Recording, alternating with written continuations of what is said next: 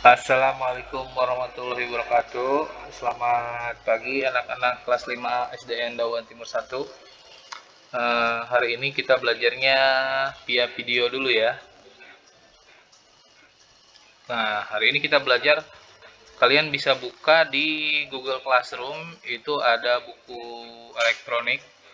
Buku elektronik ini nanti silahkan kalian buka. Kita akan pelajari mengenai tema 1, organ gerak hewan dan manusia.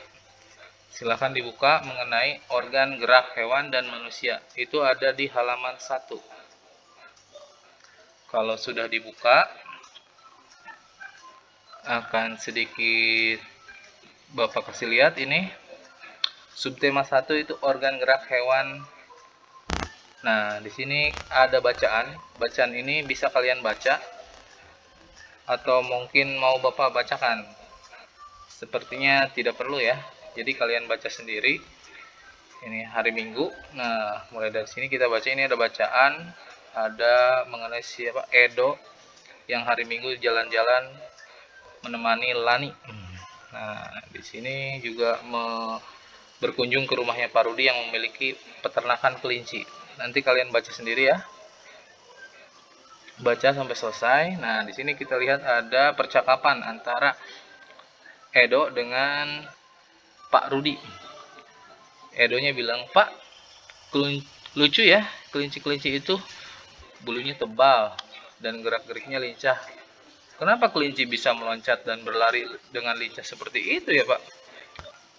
Benar. Kelinci dapat bergerak dengan lincah karena didukung oleh organ-organ geraknya. Pada dasarnya, organ gerak kelinci serta hewan lainnya hampir sama dengan organ gerak manusia. Tanpa organ gerak, kita tidak bisa melakukan kegiatan apapun. Nah, anak-anak, organ gerak itu apa aja sih? Coba, kalian tahu nggak organ gerak yang hampir sama antara kelinci dan manusia apa aja? Kalian sebutkan coba, apa aja? Nah, ini kita baca lagi salah satu bacaan. Bacaan ini mengenai materi ya. Organ gerak manusia dan hewan.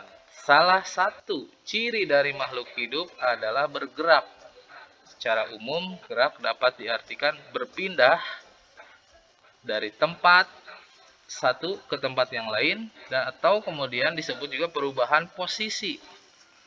Perubahan posisi sebagian atau seluruh bagian dari tubuh. Nah, itu bergerak. Kayak kita gerakin tangan, kita lari, kita loncat, kita sholat, itu semua bergerak disebutnya. Ada pergeseran dari organ tubuh. Makhluk hidup dapat bergerak apabila ada rangsangan yang mengenai sebagian atau seluruh tubuhnya. Misalnya, kalau kita kepanasan, maka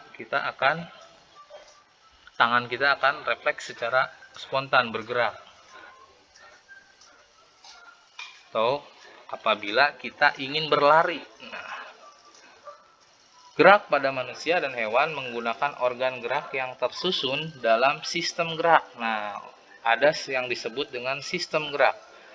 Organ gerak berguna untuk berjalan, berlari, melompat, meloncat, memegang, menggali, memanjat, berenang, dan sebagainya. Organ gerak pada hewan dan manusia memiliki kesamaan. Nah, ini yang samanya kita cari tadi apa aja? Alat gerak yang digunakan pada manusia dan hewan itu ada dua, yaitu ini, alat gerak pasif dan alat gerak aktif. Alat gerak pasif ini berupa tulang. Semua manusia pasti punya tulang, kecuali orang yang cacat ya, yang dilahirkan tanpa tulang, dan itu tidak akan mungkin ada. Dan satu lagi adalah alat gerak aktif, yaitu otot. Otot itu ada di semua tubuh kita ya, di tangan, di kaki, di punggung, di perut, semuanya ada ototnya. Kedua alat gerak ini akan bekerja sama dalam melakukan pergerakan. Kerjasama antara kedua alat gerak ini membentuk suatu sistem yang disebut dengan sistem gerak. Nah, ini sistem gerak adalah kerjasama antara kedua alat gerak membentuk suatu sistem. Nah, ini sistem gerak adalah kerjasama antara kedua alat gerak. Kedua alat gerak itu apa saja? Alat gerak pasif berupa tulang dan alat gerak aktif yang berupa otot. Oke, jelas? Tulang disebut alat gerak pasif karena tulang tidak dapat bergerak dengan sendirinya. Kalau ada tulang yang bisa bergerak sendirinya, itu mungkin hantu.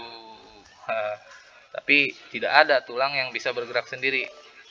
Tulang itu bisa bergerak karena adanya alat gerak aktif yang mempengaruhi, yaitu otot.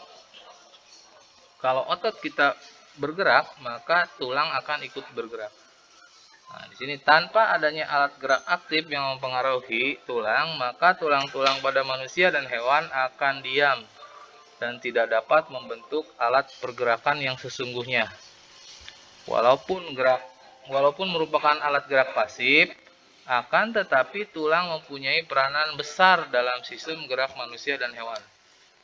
Otot disebut alat gerak aktif karena otot memiliki suatu senyawa kimia yang membuatnya dapat bergerak. Pada saat otot yang menempel pada tulang bergerak, otot tersebut akan membuat tulang bergerak. Contohnya kalau kita berjalan. Kalau kita berjalan, otot yang bergerak apa? Ya, otot betis ya. Otot betis, otot paha. Ketika otot betis dan otot paha bergerak, maka akan membuat kaki kita bergerak. Yang di dalamnya ada tulang juga yang secara pasif ikut bergerak. Jelas ya? Nah, ini latihan untuk kalian. Tinggal kalian masukkan di sini. Kita mencari ide pokok. Ide pokok itu apa sih? Nah, ide pokok itu adalah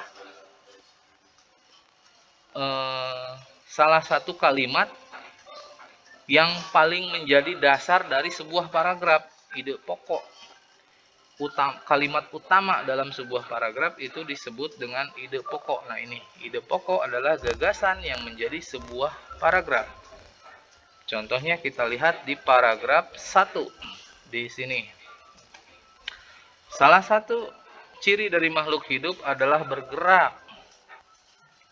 Nah, ide pokoknya jelas adalah itu ya. Salah satu ciri dari makhluk hidup adalah bergerak. Yang lainnya di sini secara umum. Nah, ini makhluk hidup, ini semua hanya adalah kalimat pengembang. Nah, itu untuk contohnya ya. Ini adalah ide pokoknya. Salah satu ciri dari makhluk hidup adalah bergerak. Ini adalah ide pokok dari satu paragraf. Paragraf itu adalah satu rangkaian kalimat. Nah, seperti ini. Biasanya ditandai dengan kalimat yang sedikit menjorok ke dalam. Seperti ini, ada kosongnya, lihat. Nah, ini juga paragraf. Nah, nanti kalian cari ide pokok dari paragraf 2 dan 3. Kalian tulis di sini. Ide pokok paragraf 2. Ide pokok paragraf 3. Dan kemudian kalimat pengembangnya yang mana? Kalimat pengembangnya juga kalian cari. Nah, di sini ada berapa paragraf? Ada 1, 2, 3, 4, 5. Ada 5 paragraf ya. Kalian buat ide pokoknya yang mana, tentukan ide pokoknya yang mana, kemudian kalimat pengembangnya yang mana. Kalian tulis. Setelah kalian tulis, waktunya hanya 10 menit. Setelah itu, kita kerjakan yang berikut ini.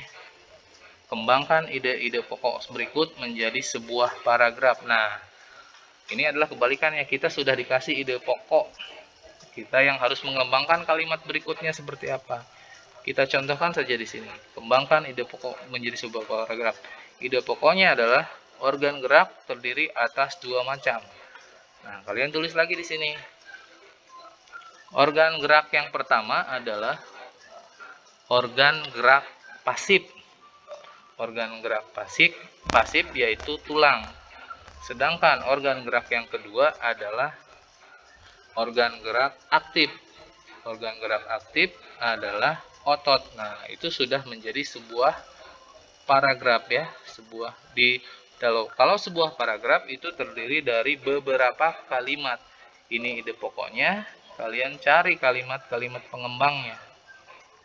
Sama dengan ini juga, kalian cari kalimat-kalimat pengembangnya. Kalian ceritakan lagi apa yang menjadi ide pokok ini. Kita ceritakan lagi berikutnya. Kayak organ gerak banyak sekali fungsinya. Kalian tulis di sini.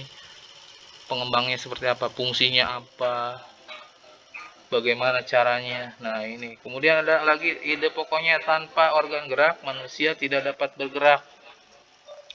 Kalian tulis di sini kalimat pengembangnya. Oke, jelas ya? Satu paragraf itu terdiri dari beberapa kalimat. Kalian buat minimal 2-3 kalimat dalam satu paragraf. Oke, jelas ya? Nih, tugas berikutnya yaitu diskusi. Nah, kalian diskusikan dengan teman-teman atau dengan orang tua atau dengan kakak-kakak kalian yang ada di rumah. Ya, diskusikan tentang hal berikut. Nah, pengertian ide pokok bacaan yang tadi Bapak sebutkan di atas, silahkan kalian buka lagi ke atas. Nggak akan Bapak tunjukin ya. Ide pokok bacaan itu apa sih tadi yang dijelaskan? Nah, kemudian fungsinya, fungsi ide pokok bacaan sih apa sih fungsi ide pokok bacaan? Tadi sudah ya dijelaskan bahwa ide pokok bacaan berfungsi untuk Lalu yang ketiga itu cara menentukan ide pokok bacaan. Bagaimana kita bisa menentukan satu kalimat itu menjadi ide pokok? Apa alasannya? Apa ciri-cirinya? Kalian sudah tahu ya tadi. Menentukan ide pokok bacaan itu harus apa? Oke. Silahkan kalian tulis di sini. Setelah itu, ini sudah sampai di situ dulu untuk organ gerak hewan. Kalau ada pertanyaan langsung kirim di Google Classroom ya. Oke, sekian dulu dari Bapak. Assalamualaikum warahmatullahi wabarakatuh.